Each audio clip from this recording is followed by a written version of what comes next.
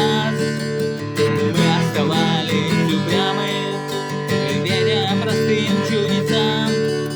Шли по обрывам упрямо, не доверяя следам. Страхи казались врагами, но казались ключами.